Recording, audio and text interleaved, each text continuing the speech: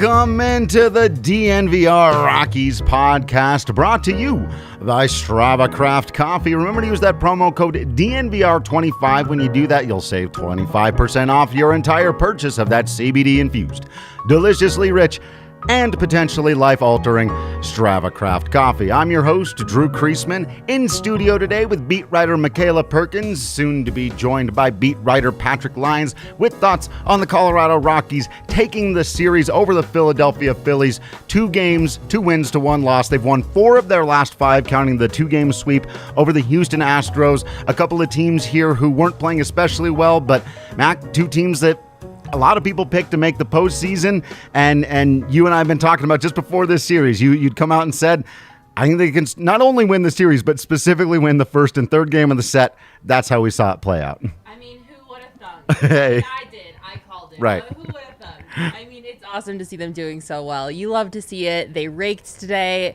It was a great offensive game for them. Obviously, their best offensive game so far this season. Let's freaking go. Yeah, a 12-2 win. This is one of the things I really wasn't, as much as I was saying, this team's not as bad as people think. The starting pitching is going to keep them in games. The young hitters are going to have their moments.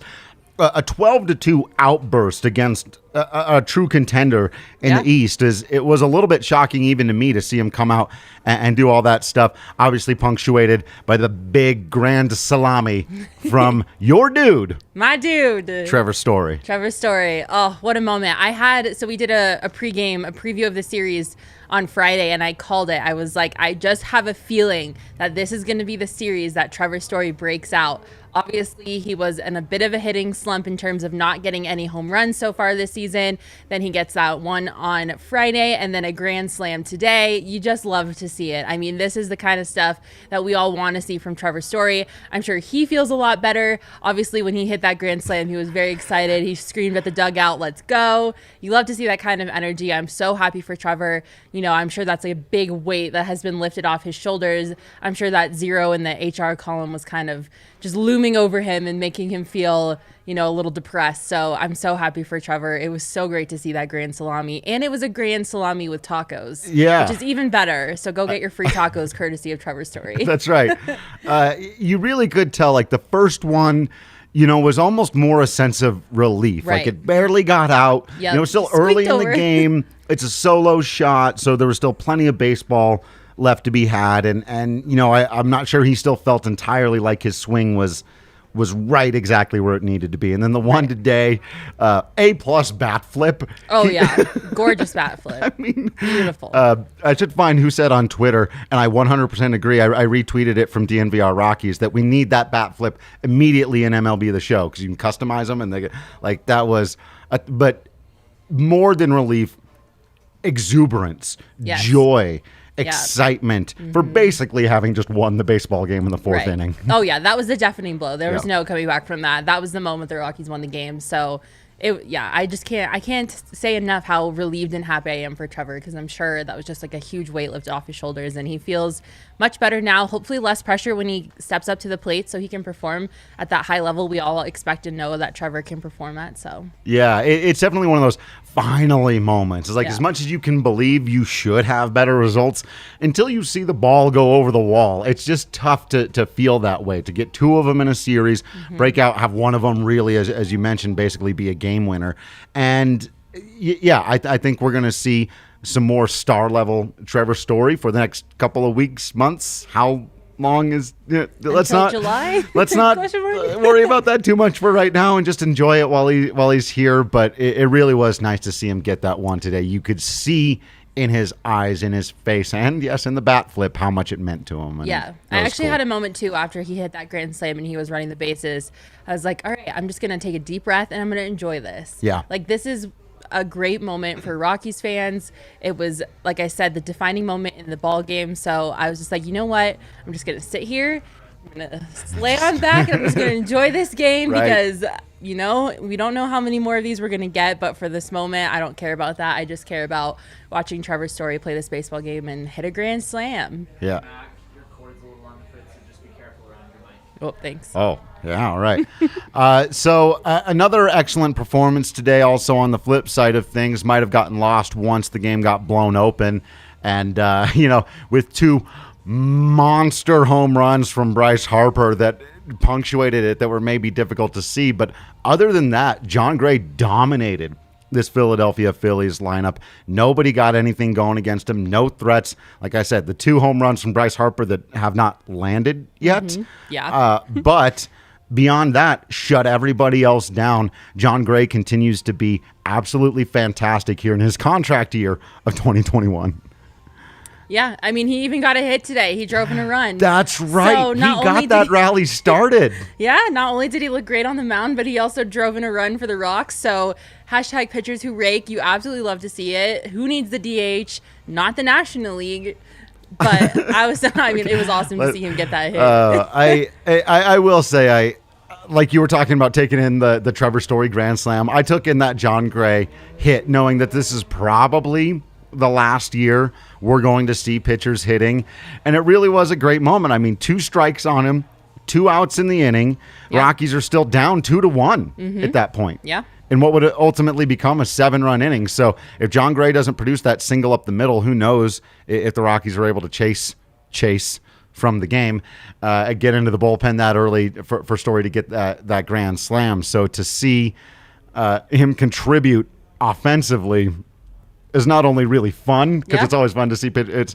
You got to take it in because it's a rarity now. It's not something we're going to see too often, and it was cool. You could see again how excited he was at first base for having done that, and then with what unfolded afterwards, it just became that much more important. Yeah, absolutely. And to him on the mound, I mean, another great performance from Jon Gray. I've started to kind of like let myself believe a little bit in this pitching rotation. Like I've always been a little hesitant to kind of throw my support behind Rockies pitching because I'm sure everyone out there can relate. It's a scary thing to sell your soul to the Rockies pitchers. But I'm starting to kind of buy into it a little bit too. And I think obviously the performance today from Jon Gray helps that. Obviously now he's 3 for 1 on the season. He's won 3 of the 4 starts that he's made. He's sporting a 2.54 ERA, which is awesome for Coors pitchers. I mean, that's awesome for anybody, but right. For Coors, you add that in there, and it's just, Yeah, and he's done what the Rockies need him to do, except for like that first game where he had that weird cramping issue against the Dodgers. He's gone, far in the ball game, 6 innings, 7 innings. He's done exactly what the Rockies need him to do, and his slider is just chef's kiss. Only walked 2 guys today. I thought that was important, but yeah, you're right. I mean, the slider. Now the first slider he threw to Bryce Harper that got absolutely destroyed was just hanging right in the middle of the plate. That's a bummer. It didn't have the movement he was hoping for on that one. The second one's a bit of a tip your cap. He threw it low. It had good movement on it. Harper had to have been looking for the slider, went down and got it. You tip your cap on that. But yeah, the rest of the game, I mean, he was hitting his spots. I said only walked the 2 guys, 6 strikeouts. Only 4 base hits. 2 of them, again, have not yet landed. But wow, it's as good a performance as you could ask for from a starting pitcher at Coors Field. And especially when they come against guys like Bryce Harper, it's a little bit more forgivable because it's Bryce Harper. But right.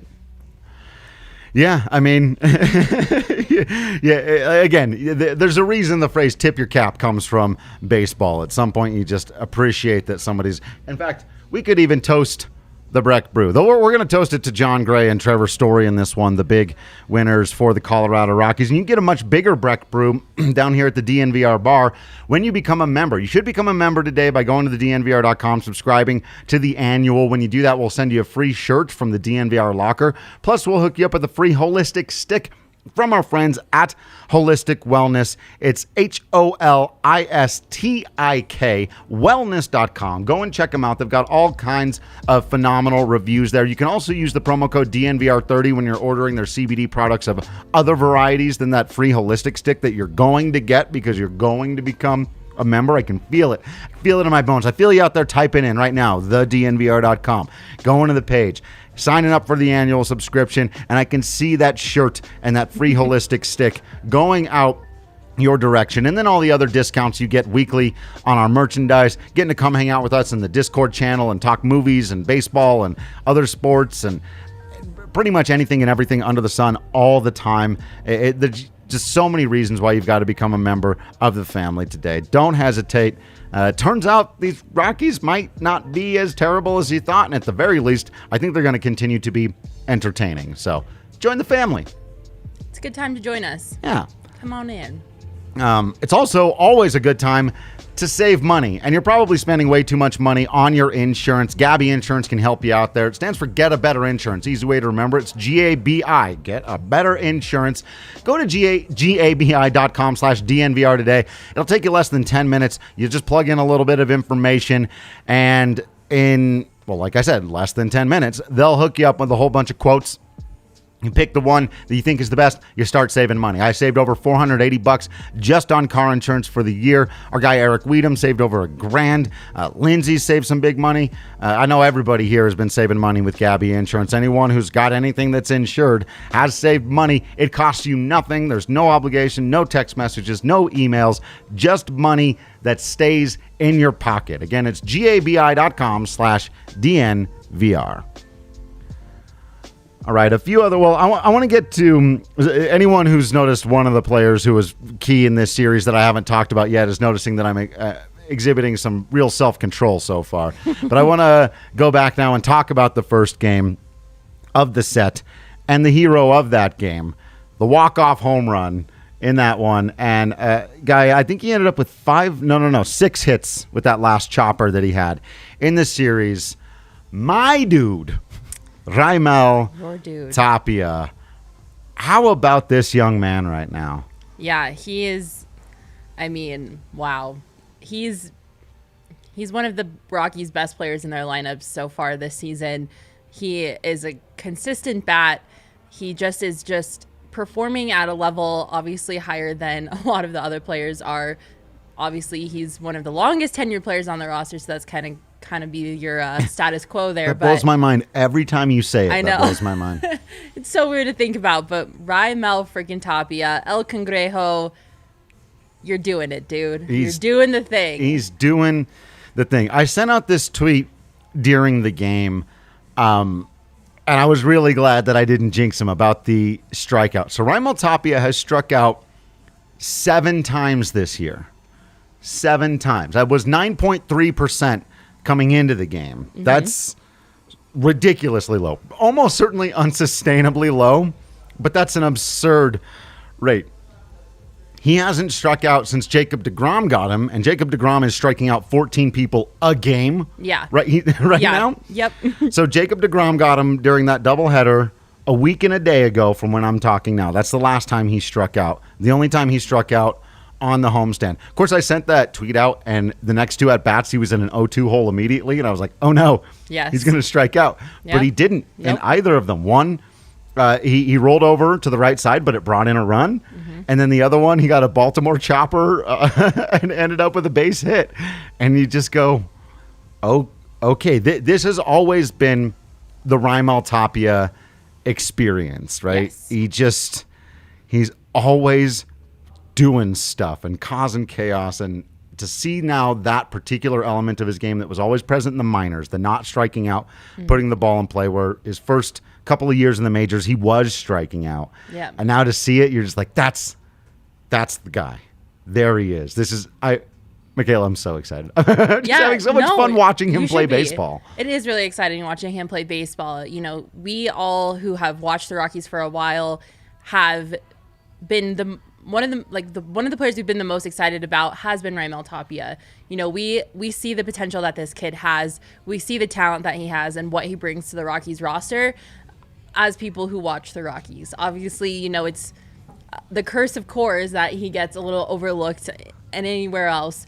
But I think he's one of those people that we genuinely care about because we know the potential that he has and we know what he can bring to this roster.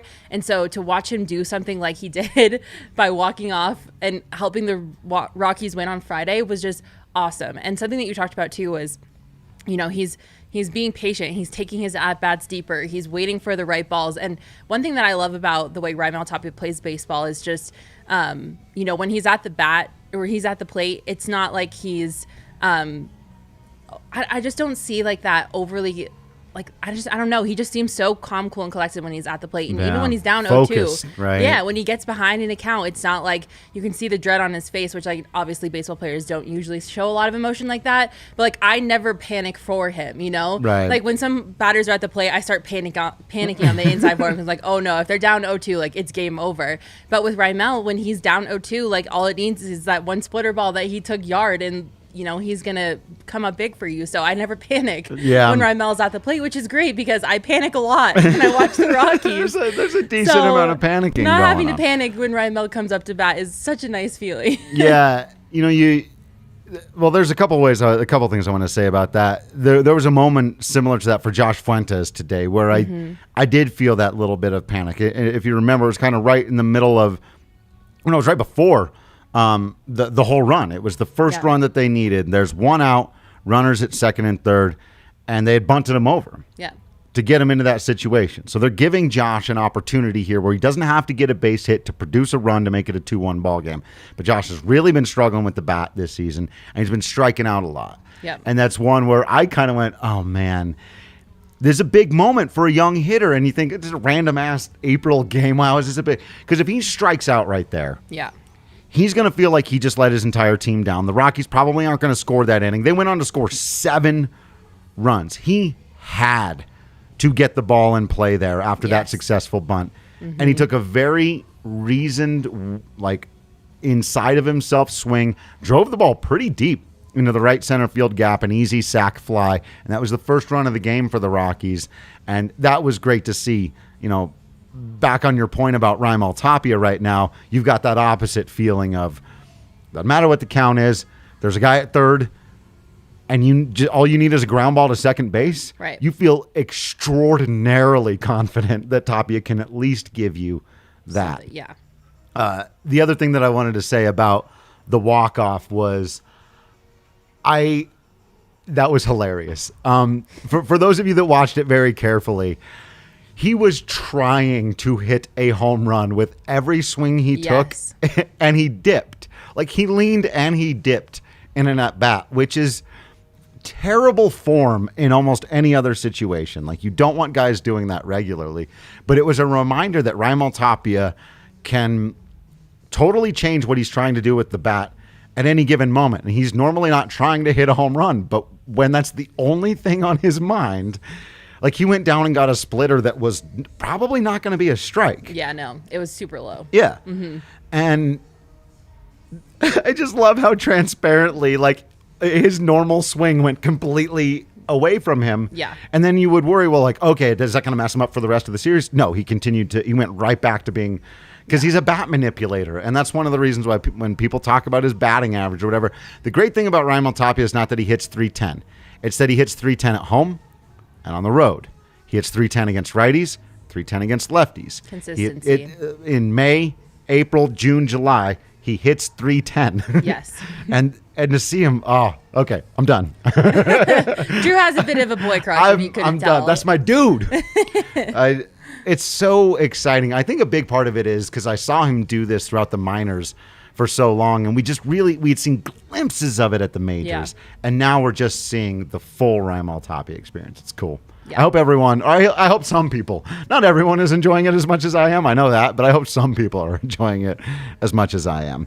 I think there are very few people out there who are enjoying watching the Rockies as much as we do, but it's fine. That's okay. But they're all here hanging out with us, subscribing on the YouTube channel, I'm sure, hanging out so that you're catching all this stuff live. You don't want to be behind. If you're only listening on podcasts, you're probably getting it day after the fact. So you got to be here with us live, hanging out. And I agree with Blake in the comments here that the move to the leadoff spot was big for Raimel, and it really focused his approach. So yes, I 100% agree. And Will is chiming in with Fuentes has a lower on-base percentage than his batting average because of the sac fly. Baseball is such a weird sport. So weird. How is that even possible? Oh, that's fantastic. Yeah. Oh, okay. So who else had a big series in this one? Well, CJ Cron. That's right. It's time to talk about the Cron zone. The Cron.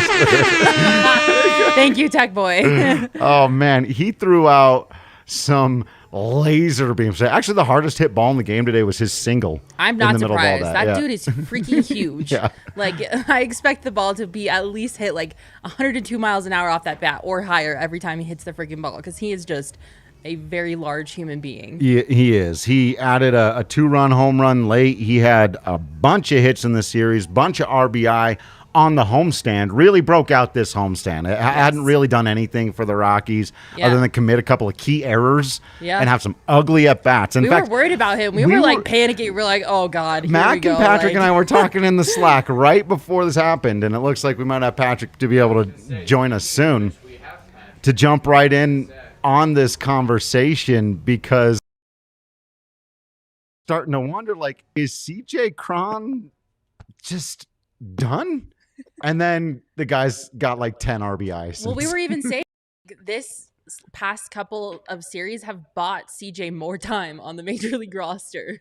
Like, he was very close to not having any more time up here, but he figured it out and he bought himself some more time on the Rockies roster.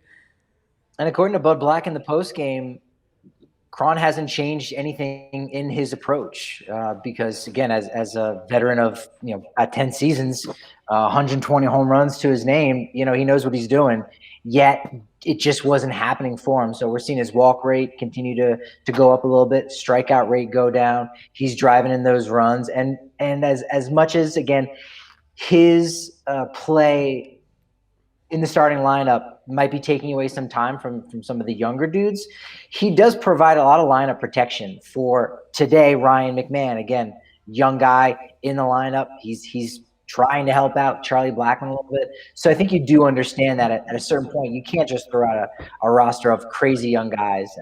But if Cron's continuing to do what he did during this homestand, I mean, I don't think anyone's going to mind at all if he's putting together these, 3, 4, 5 RBI games like this. It's been fantastic. Hit the ball at 109.9 miles an hour on a single and 107.5 miles an hour on his homer. So when he lines it up. Cron smash. You mentioned Ryan McMahon in there, and we actually haven't talked about him yet on the show today. Interesting stat that I found, because he walked twice in the game, and I thought, man, it feels like he's doing that a little bit more. Well, today, because he only had one walk on the season coming into today's baseball game, walked twice, which I think is a little bit of recognition after he took their best pitcher, Aaron Nola, yard in game 2, and what he's been doing all season. He's up there with the league lead at 7, depending on what happened today. But still, while he didn't have the biggest homestand in terms of his bat, some great defense, and now he's starting to put the fear into the heart of some opposing pitchers. He's earned his spot in the cleanup spot there today.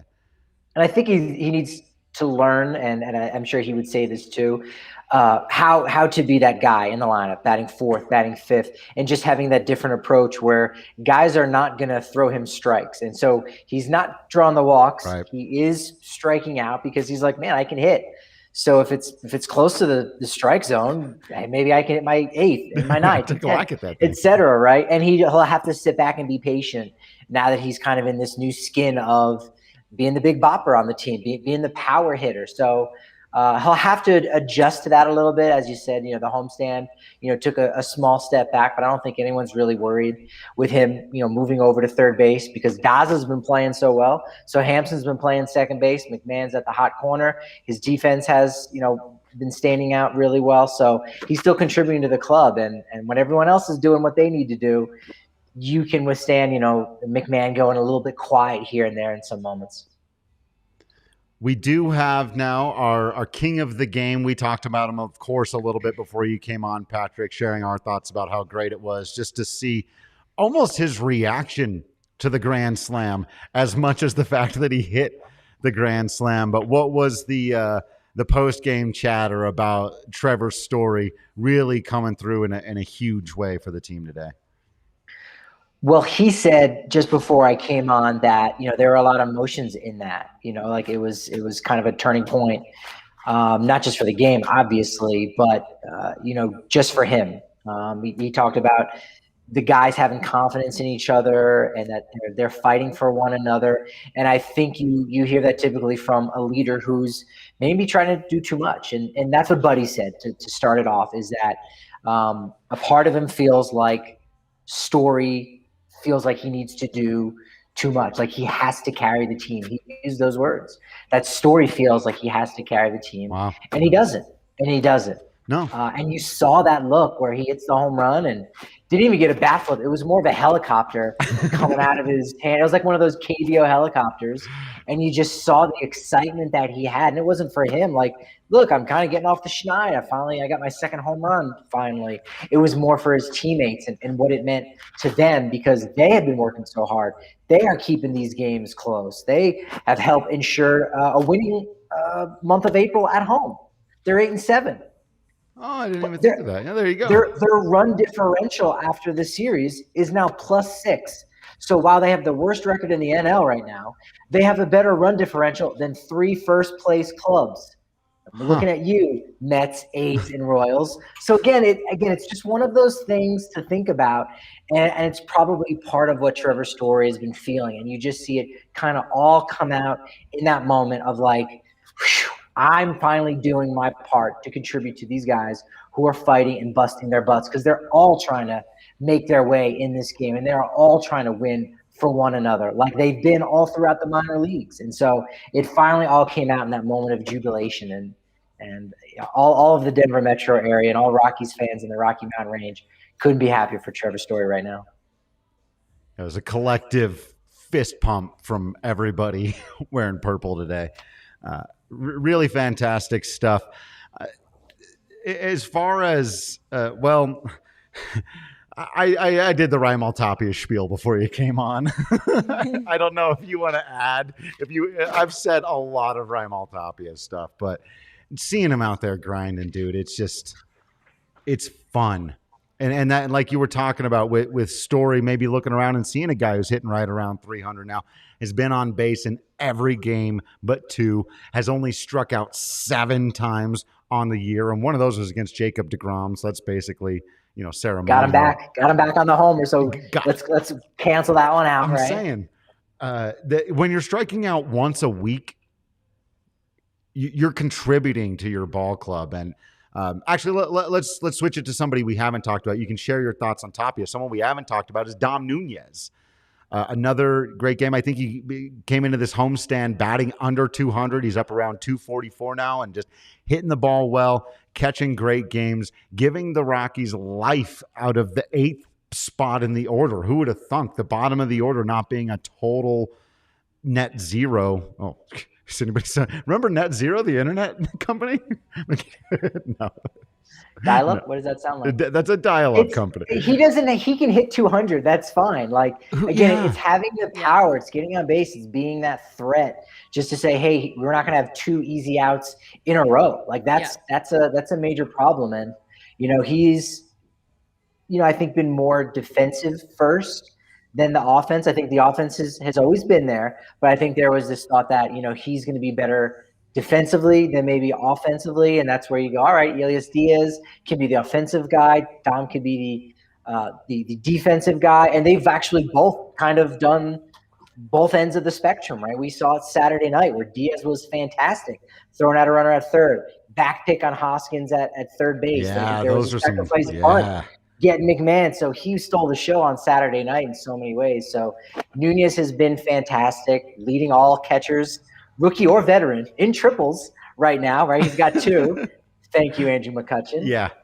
He's hitting those home runs. I mean, he's one of the leaders in OPS of catchers, regular catchers. So he's third in that category. And Tapia is doing all the little things really well. We saw him drop earlier in the week to he was batting 6th, I think, at one point. It was like, all right, let's see what he can do driving in runs. And we saw that today where he goes, hits a grounder down to first base, ends up scoring a run. It's like, that is a good out. That is a great trade. You're going to take that when his eyes might be getting big, saying, hey, I want to be hitting some home runs too. I want to start padding my stats. And he didn't. He did what was best for the team. And so, again, you take care of the little things, the big things take care of themselves. And the Rockies ended up winning and snapping a 1-game losing streak. I say it like that because this is the first time they've lost a one game and then come back to win, right? Because they had a 7-game losing streak immediately after their first loss with the Dodgers. A 4-game losing streak, right? The final 3 to the Dodgers, the first to the Diamondbacks. Then they lost 7 in a row. And they lost to the Mets and they were able to win against Houston. But this is the first in-series loss that they had, and were able to come back and win. So that's something that I wasn't sure if we were going to necessarily see. But that's a little feather in their cap, I think, in this Phillies series. Yeah. And going back to the Dom Nunez thing really quick, it's so great, like what you guys were saying, when you don't have, that concern about someone who's lower in the lineup being an easy out. I mean, if you can have your catcher providing what Dom Nunez is providing to the Rockies right now, it's always a great thing. Yeah. You just love to see something like that. I mean, even today after Fuentes hit that sacrifice fly, Nunez got on base with a walk after 6 pitches. So, just little things like that when you are a catcher and you can provide that for your team when, it's not really necessarily expected of you, because I mean, who really expects, the catchers to provide that huge, that offensive type of stuff for a team. It's really cool to watch. And obviously with him, being relatively new to this roster, it's cool to see him contribute in that way too, and just not be an easy out. And like what Patrick said, when you have little things like that, little things contribute to bigger things. So it was cool to watch.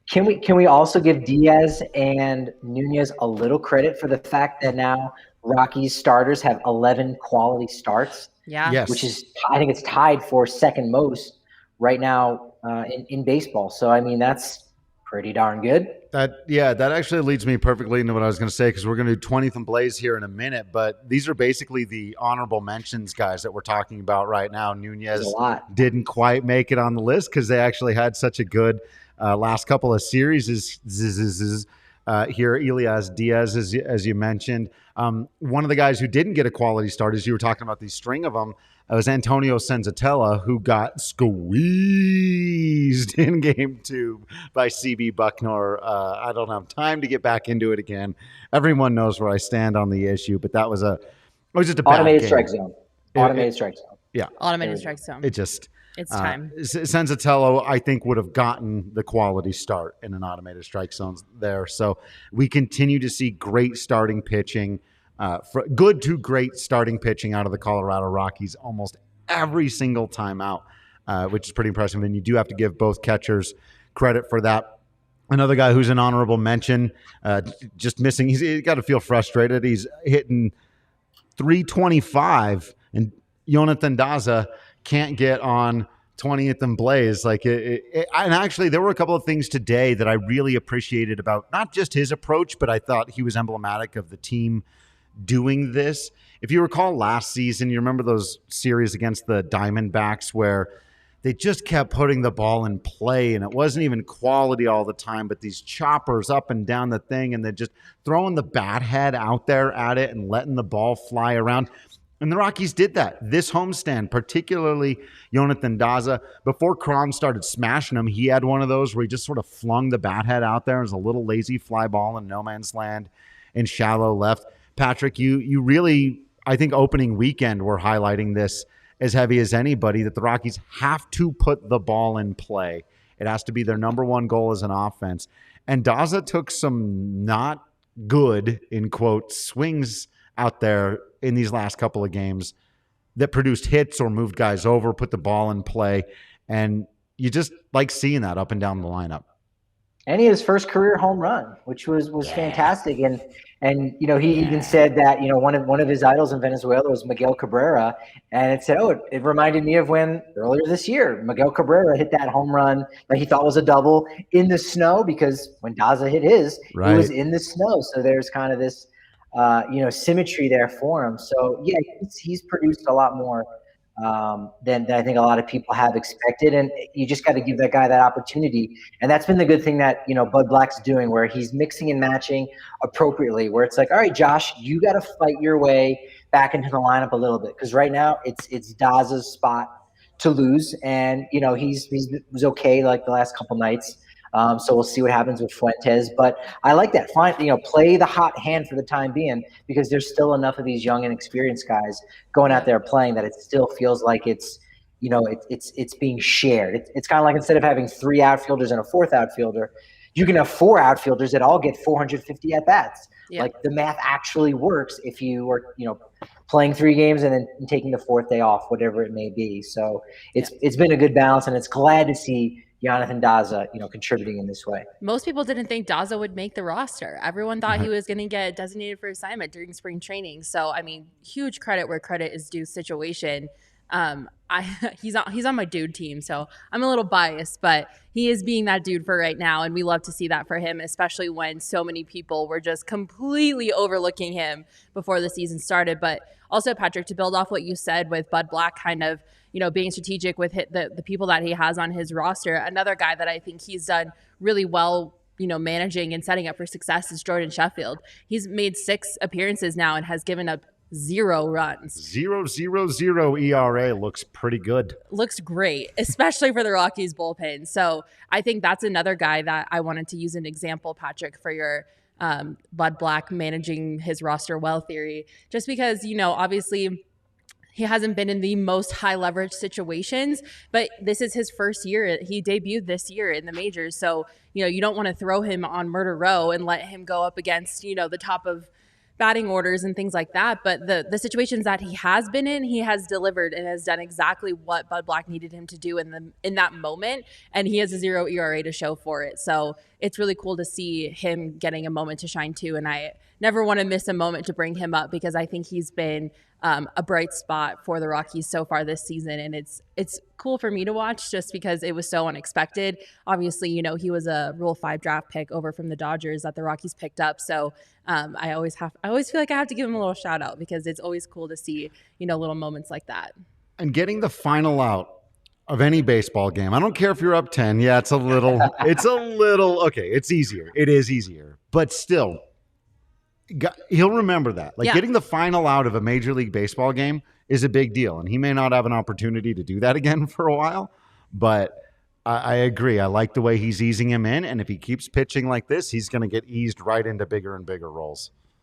And that's a stat. GF, look it up. Game's finished. It's not saved. It's just you happen to get the last out. Yeah. So there's value in that. And I think, great point, Makayla, about giving him that shout out, because it's again been a great relationship between how Bud Black is using Jordan Sheffield and how Jordan Sheffield has been successful, because this might be something to get into a little bit longer on another episode, is what it means to be a Rule 5 pick and how it's very delicate in nature. And this is the best case scenario you can get. You want a guy to be so successful that you're almost, barking at the manager saying, hey, let's see this guy some more. Yeah. That's a great problem. Usually it could be something on the other end of the spectrum where you're putting a guy out there in spots where they can't be successful. So that's been one of the benefits of, how well the Rockies have been playing and making these games competitive, because Bud's been able to kind of use Jordan in these just right situations, continue to build his confidence, not give him too much. Yeah. Giving him, maybe it is you're giving him more easier spots, but that's fine, because you don't have the option of sending him down to the minors. Right. So if things go bad over 2-3 outings, that could be very problematic. Yeah. And you don't have that right now with Jordan Sheffield, who, like you said, no runs all season. Robert Stevenson also didn't give a run up this whole homestand. Estevez did a pretty good job. Bowden, no earned runs. So, I mean, after not really needing the bullpen, partially because 2 7-inning games on Saturday, you got Herman Marquez hogging the whole thing with his 7-game complete game. Rude. The bullpen hasn't really been needed. And that's a good problem to have again. Well, and I just like talking about little things like that, because obviously with the way that the season started, everyone was so down on the Rockies. And in my mind, this was going to be the season of unexpected surprises. And so far, we've had a few of those unexpected, pleasant surprises moments. And so I never want any of those to pass by us. Not that they would, because we're all very astute Rockies observers. Not that anyone out there would miss it. But, it's just one of those things where, like I said, Daza and Sheffield and Stevenson and all these guys, these are pleasant, unexpected surprises that I think this whole season is going to be about. I think it's going to be a collection of pleasant surprises. Yeah. You know, obviously they may be overshadowed by some not so great things every now and then, but I just think like you have to be observant of those things in a season like this, because, you know, there's going to be some major highs and some major lows, and you kind of need those unexpected surprises to kind of balance those scales a little bit. I do like the hallmark attitude of, hey, these are some precious moments that we're going to need to focus on. And I don't know that we're going to get the figurines to go along with them, but you're right. But when you start the season, like the Rockies started the season with trading the cousin, like you have to have that type of attitude. Otherwise, you have no reason to watch the team, you know? And so I just hope that people will start buying into that theory a little bit more, because, you know, I just think it's like Drew has been preaching this whole entire time. This is a team worth watching, and every single person on this roster is worth supporting. So we just need to make sure that we're being aware of those moments, because they're out there. Like we literally, we can do this now because we're going to get into 20th and Blaze, which is basically the players that are putting the biggest smiles on our faces. You know, Makayla's bright, shining, gorgeous smile is, well, all of our smiles. Mine's not quite as bright and shining and gorgeous as hers, but I do my best. All brought to you by our friends over at Green Mountain Dental, the absolute best, man. They treat you like family out there. They're 15 minutes outside of downtown Denver.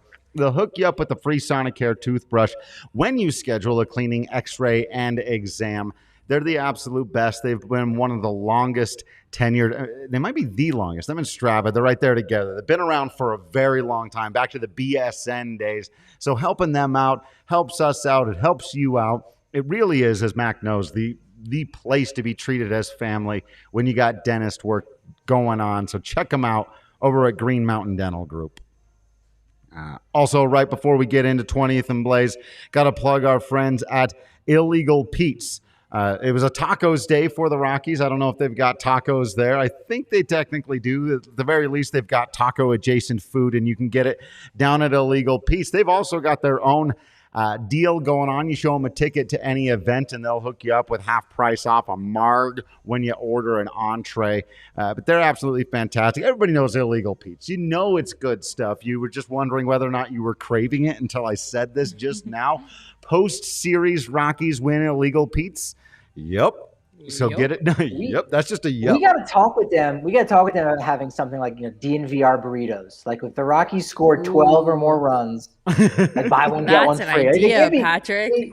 They're mom and pop. They're locally owned, so they can't be giving away the kind of tacos with quotes around them, like some other companies. But maybe they do it. And besides making fantastic burritos, they make amazing short shorts. Let's not 100%. Forget that about Illegal Pete's. They make amazing short shorts.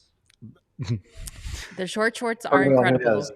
If you know, you know. Again, speaking of short shorts, make sure that you're manscaped. Get yourself manscaped. Be manscaped. Stay manscaped. Because if you got stuff, hey, it's all true. It's a fact of the case. You're going to feel better. You're going to look better. You're going to smell better. And whoever's taking care of you is going to feel a lot better if you're manscaped. We'll hook you up with that promo code too. Oh wait, I got to remember it because I think it's just DNVR now. Used to have a number at the end of it, but yep, just use promo code DNVR at manscaped.com. They'll hook you up with 20% off plus free shipping. It's fantastic stuff. You really do. You've got to get Manscaped, fellas. It's 2021. You've got no excuse at this point. 10 years ago, sure, it was maybe a niche thing, but look. Welcome to the future. Get Manscaped. Use your promo code DNVR. Get it all done. All right. I don't know why you're looking at me. 20th and Blazed. It's time for 20th and Blazed. We've talked about most of these players in relative detail already. Trevor Story starting us off at the number 5 spot on account of hitting 2 home runs and a grand slam that won a baseball game and flinging his bat around and reminding us all that he's a superstar. Yeah. I mean, you love to see it. I mentioned it on our preview series on Friday that I felt this was the series that Trevor Story was finally going to wake up. His bat was going to become alive, and it sure did.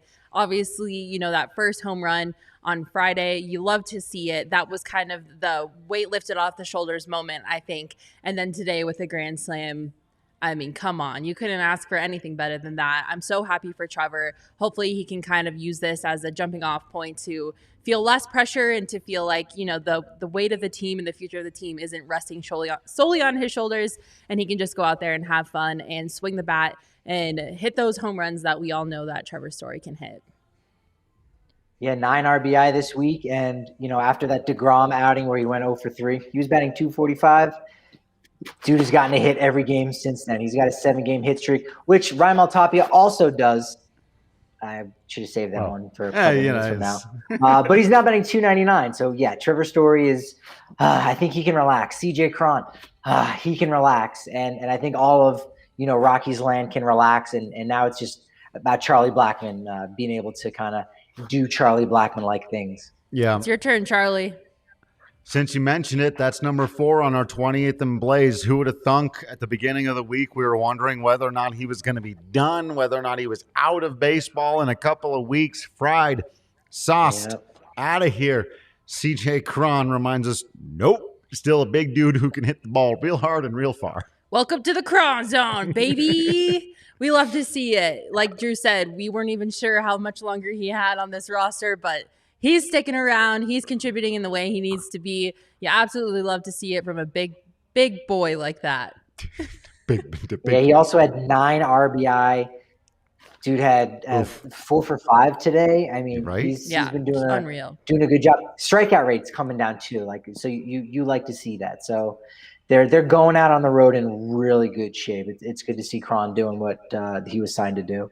Yeah, I should say we did make this list before he came up with that late home run there. So Right. we maybe could have moved him up a spot. But at number 3, how can you feel bad about German Marquez? Again, I'm holding him to such a high standard. I look at a game where he just goes out there and throws a quality start like he's taking out the trash at Coors Field. And I go, let in a couple of runs, though, and maybe could it's the best stuff he's had all year. He was striking dudes out. German was awesome. Absolutely.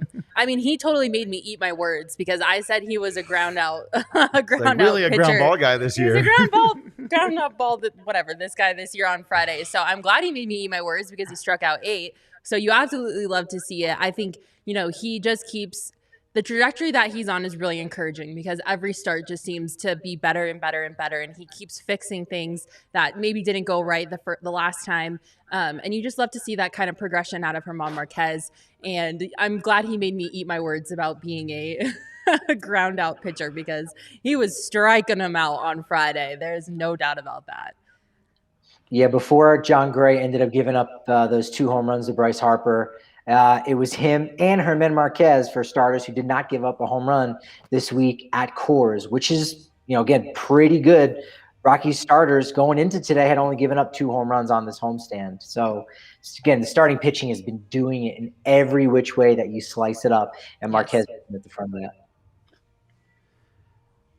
If you just got to not count Bryce Harper, Jon Gray, in fact, our number 2 on the 20th and Blaze is going, look, he's got a 2.54 ERA on the season. He's pitched well, as Makayla said earlier in the show. Every game he's gone out there, he's pitched at the very least well, if not great. And there are these little moments that we've talked about where he maybe could have gone that extra inning, maybe could have struck out that extra guy, maybe could have had the number, don't give up the 2 monster home runs to Bryce Harper, I guess. But to completely control the entire rest of the lineup and allow nothing. Yeah.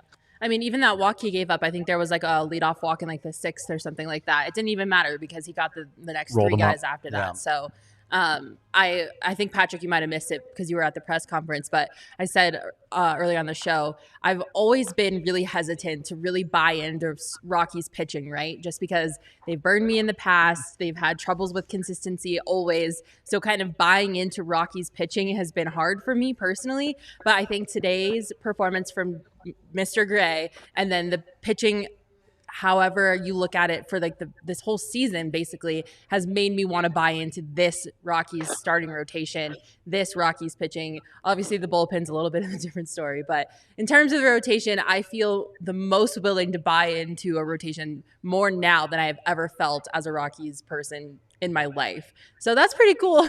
That's a pretty cool thing to feel because it's new for me. I have never felt like this before. So what is this new wonderful I feeling? know. I'm like, whoa, Rocky's What do I pitching. do I with my like hands? it. So yeah, And it's that's really all cool. without and that's all without maybe their best starter. Again, Yeah. on day to day it changes, but that's all without Kyle Great Freeland and their point. top pitching prospect in Ryan Rollison. So there's still even not much more to be excited about. And Chi, we see you out there. You're doing your thing. You're holding down that number 5 spot. We're going to see him again here as they've got, I think, 13 straight games. So he'll get a start there in San Francisco since they don't have an off day for a little while. May 6th will be their next one. Yeah. So, yeah, the rotation's been really exciting. Jon Gray, 3 wins now. Yeah. There's only 3 pitchers who have 4 wins. And so he's hanging around with them with a 1.88 ERA. Not ERA, but batting average against. Oh, so, wow. I mean, Yeah. he's up there with as far as get guys with 3 wins. We know about wins, and we know how much we should or shouldn't value it. But let's value it in the positive, smiley-faced way. Again, he's got as many wins as Trevor Bauer, Garrett Cole, Clayton Kershaw, Marcus Stroman, Julio Urias, Jon Gray. I All put in him the up there same- with same breath. those pitchers. I think he's one of the best pitchers in the National League so far this season. So, I mean, you'll love to see it. Who would have thought? Certainly so far this season. He's done it at other times in his career. We'll see, as Patrick has said on other shows, whether or not he can do it for the full year. We've seen it for half seasons out of Jon Gray. We've seen it in stints, but never an entire year. And if he does it, he gonna get paid. And then number 1 on 20th and Blaze, somebody named Raimel Oh my god! Tapia. I wonder who Did I pronounce that right? Did I not? Look. You wouldn't be wrong for mispronouncing his name wrong, because I don't know if you know this. This is a super nerdy baseball thing. He is considered a double unique. What that means is his first name is unique. His last name is unique. Yeah. There are no other baseball players with the first name Raimel who have played in the majors, and there's no other ball players who have ever been in the majors with the last name Tapia. It's very rare. Herman He's Marquez? just- Nope, there's he's- a Herman out there. Yeah. Yeah. He's very rare in every way, and I love everything in about love with it. him. I just am. I'll never get enough of it. Even the first out he made today, his first at bat, was probably the hardest ball he hit the other way. It just happened to be right at the third baseman. It's like when he gets in this mode, it feels like it's impossible to throw the ball by him. I almost want to go back now and count like how many times he swings and misses. When he gets in those 0-2 counts, he's fouling off the first 2 pitches. Like he's not swinging and missing. Right. And in a game, especially in today's age, where there's so much swing and miss, so many guys who strike out, it's just refreshing to watch someone who refuses to play the game the way it's supposed to be played, Right. and find success his own way. Yeah. So dope. I mean, I don't know what else you can say about him. Half the podcast has been about him so far. So we love Sorry. to see it. No, it's great. It's great. Credit where credit is due. You love to see that kind of stuff from Raimel. So All right. We got to wrap up here. I need you all to talk me down on this or just let me run forever. But here it is. Look at this. The Rockies have won 4 of their last 5 games. We know they lost 2 of 3 to the Mets, but they easily could have swept that series. We talked about it at the time. The 2 games they lost were coin flip easily the other way. The game they lost here to the Phillies, they were, in my estimation, exactly 1 Jolice Chassin away from sweeping this 3-game set with the Phils.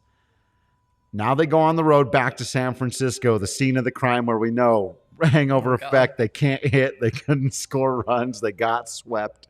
Worst series of the year. It's still going to be tough for this young team to learn, but let me phrase it this way. Now at what's the record? They've got it up to. Can this team get over 500 is what I'm going to ask. Not for the year. I'm not saying will they finish with 81 wins. I'm saying in the next couple of weeks here with San Francisco and Arizona coming up, and then San Francisco again back at home before St. Louis comes into town, with them raking right now, as both of your shirts indicate, and with the pitching having been good, every game except Austin Gomber's debut, they've been good starting pitching performances. What do we think? Does the team go on a run? Can they actually, maybe I won't even say over 500, can they get to even in the next week? Will they?